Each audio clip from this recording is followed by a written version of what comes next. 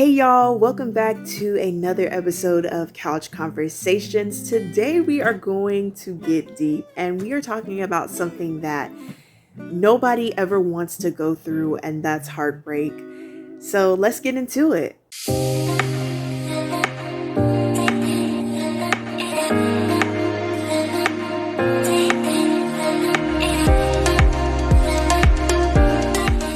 Heartbreak is overwhelming distress, grief, trauma, heartache, pain, sadness, and unhappiness. Mentally and emotionally, it's depression, anxiety, loss of interest in certain activities. And physically, you can also feel heartbreak. Sometimes it's in the form of headaches, dizziness, stomach pains, back, shoulder, neck pains. I feel like for me, heartbreak is always an annual occurrence, if that makes sense. 2017, I became a PK, and at that time, I thought I hit rock bottom, okay? Here my parents are becoming pastors, and here I am, just, okay, do I matter? And so just working through inadequacy, because it's just like, it's like, your parents are so focused on becoming or being pastors that, it's just like, okay, where do you fit into all of this?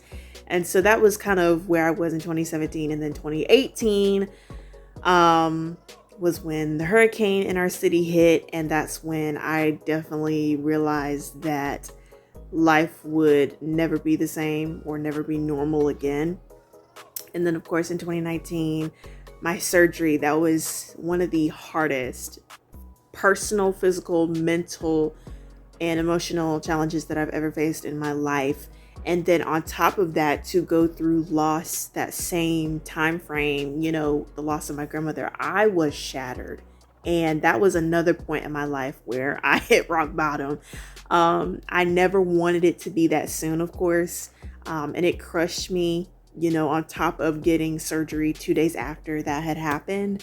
And then recovering from surgery and, starting to feel myself again just a little bit in 2020, the pandemic hit. And that's the second time when I was really hit with the reality that, okay, life is not going to be normal ever again, for real, for real.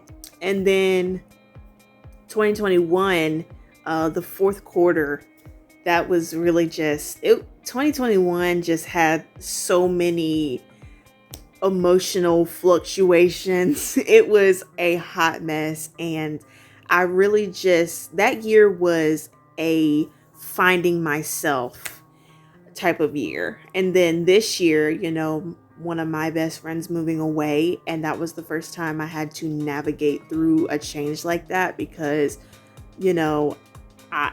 none of my really best friends have moved away like that. So it was definitely weird. And then the process of having to get rid of somebody that didn't need to be in my life this year, it was definitely a warfare process. And so I just feel like heartbreak has always just, every single year during a certain season, it just always comes at a specific time. And it's just always weird to me. And after going through each of those things, that's why I say all the time that I am only putting my priorities with the things and the people that matter. And I will honestly admit that heartbreak has caused me not to get too deep into things. And it be like that with everybody though. But if you know me, consistency is a huge thing for me in a friendship or relationship. My life, like I said, that time frame from 2016 to really 2021 was inconsistent, and it gave what it gave when it wanted to give. So now that it's 2022 and stuff is actually starting to make sense for once, I am starting to trust more and more. I saw a post on Instagram and it said, I don't have trust issues. I've seen how this works before issues. And that is literally me all day long. People that are very observant, but they keep their mouth shut are very dangerous and powerful people. And I would happen to be one of them. That's why nobody can fool me or lie to me, because I literally notice everything.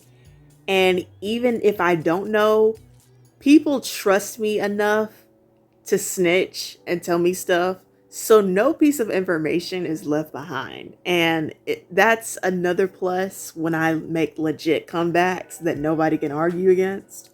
And I think because I have the ability to observe things in that sense, I feel like I've become numb to things when I just really thought that I was being strong, honestly. Because, when you observe and you know what's coming up, everything's predictable and it's easy to just be like in certain situations, okay, well, da da da da da, XYZ, ABC, depending on what it is, majority of the time, heartbreak hits after the fact for me because when it happens, I'm still processing the moment, and that's where the real mind game begins. So, how I handle heartbreak. Number one would be tears or tear time, if you will. I like to, or not, I like to, but I just take time to allow myself to be alone in my thoughts to process what happened and how I'm going to move forward from that. It's okay to fall apart. There's going to be heart wrenching moments that completely wipe us out. And there's always going to be moments that we have where we least expect it. And you just have to sometimes have those moments to yourself to really just process everything. Number two, how I handle heartbreak, worship, most definitely. I am going to be completely honest and say that whenever I'm in a heartbreak season, I am usually so shattered that prayer isn't even at the forefront of my mind, to be completely honest. So worship becomes like the intercession for me. Once I get out of my feelings, then it's prayer. And I ask God how to help me navigate the season that I'm in. And because, for instance, I talked about this before in a previous couch conversation. I think it was the first episode when I was talking about closing chapters. When that situation between that person and I occurred, the first thing I did was cry and listen to music and listen to worship music. I was so upset. Like, I couldn't say anything. I didn't want to talk to anyone. I just needed my moment, and it was very difficult that something like that happened. And I had to just really pull it together. And then another thing that I do in heartbreak season is I tell trustworthy people so that I won't be suffocated. And the thing with me is that if something is up, the vibe with me is very different.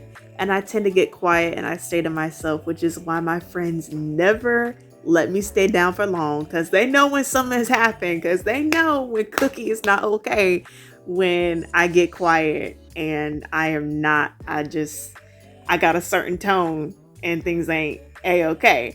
And I honestly love that because when I go through something like I'm gonna want to tell somebody so that I have that mental note in my mind, like, okay, these people know. And it just gives me that extra layer of security. Like, okay, I don't have to be in this journey by myself. And one of my favorite pastors, preachers, Pastor E. Dewey Smith, said this in one of his sermons this past summer, I think. And he said, don't try to do life alone. Get you some people or somebody that's going to be solid in your life. And my people are solid. I mean, solid as a rock. I feel like in many ways I have become numb to heartbreak because at this point I've already gone through the worst. I feel like, being so young, that if you were to live my life in that 5-year span of situations occurring back to back, then you would notice certain things and certain people are very, very predictable. And that's why when it comes to seasons of joy, it feels like clickbait. Because it's like I never get the opportunity to fully experience this happiness and joy on a consistent basis. And even like after experiencing heartbreak, it's sometimes hard to accept the happiness that comes later because it's just like, okay, I'm happy, but like, how long will this feeling last? Like for me, y'all know because I took y'all along my summer break and it was nothing I expected, okay? And y'all know that because I took y'all a long summer break. I took y'all for the ride and then I did a whole summer recap to kind of like sum it all up. June and July was straight warfare the entire time. I was literally depressed and just trying to survive the ride of crashing waves of this ocean, and it was preposterous, literally. And then coming into August, coming back to school, being with my people, I have no clue what that did, but I was fine. Like, I was so happy, and the happiness was literally instant. I was so happy that it confused me because I had never been in that place where I felt like good, good. And based on how things were going, I honestly was not expecting things to come back uphill for a while, honestly. As much as I wanted to believe that, concept of things getting better, I had to be realistic sometimes with myself and be straight up and say that it is a hot mess right now. But it got better, and sometimes heartbreak happens from certain people, and when they do certain things or say something or act a certain way, heartbreak can even come from family. And that's why I tend to bring up my friends a lot more in this season of my life because they have really been my backbone. And heartbreak can also be all of life's events just crashing down on you all at once. And that's also me. It'll be a week after something happened, and all of a sudden, an intrusive thought just makes it all come back. And it's just like, you didn't mean to think about it, but it just came to you. I honestly never thought that I'd say this, and I hate saying it too, but sometimes looking back, I am grateful for the struggle seasons. Those seasons were the hardest, but it was proof that I realized or found the strongest version of myself, and because of that, I have the greatest confidence, and I'm able to be more understanding and more patient, more considerate with other people in those kinds of situations as well. Well, this was a great conversation. Just wanted to share a little bit about, my thought process when I am in a heartbreak season or heartbreak mode. And honestly, I love couch conversations because it's designed for us.